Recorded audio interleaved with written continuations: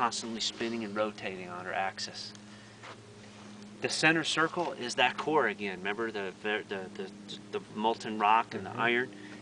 It represents the molten rock and the hot rocks. And to remember that in the center of our Earth, it has its own microcosm there, and it's generating a lot of energy. This inner circle also represents that the womb of our Mother Earth, our mothers as well, like coming from our womb of our mother, to honor our mothers. The directions here, I don't tell you quite yet what direction you're in, because then your brain starts thinking. So I don't want you to think about too much of anything right now. As we come here to walk the wheel, and it's pretty important because actually pretty soon, I believe there's a lunar eclipse coming. I believe it's July 6th or 7th maybe, lunar eclipse. Anytime, and this is the first time in a long time where we have 3 eclipses in less than a month.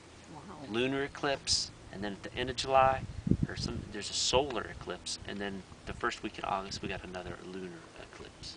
Are they all visible from up here, or some of them? Not sure. I just found that out this yesterday, and I would say hopefully one of those would be sightable from here. Now, as you get a whiff of this, if you want a more in-depth cleansing, we can do that. Hang on 1 second. Let's get this thing going a little more. They had a little rain out here, so sometimes this bark is a little moist. It's not. It doesn't feel moist, but it's got some moisture in it. Yeah. This is what the ancient ones, the Indians, would use. Yeah, I talked about the cliff dwellers. Well, not just to let you know, there was an ancient civilization that was living here 1,000 years ago and before. And lots of times the juniper bark, these little tinder bundles of juniper bark, is what they used. So the hawk is trying to get our attention today. So my native friends would say pay attention to what you're hearing, because especially if you hear a hawk or something, it's trying to get our attention. What does the hawk stand for? 1 second, let me get to that.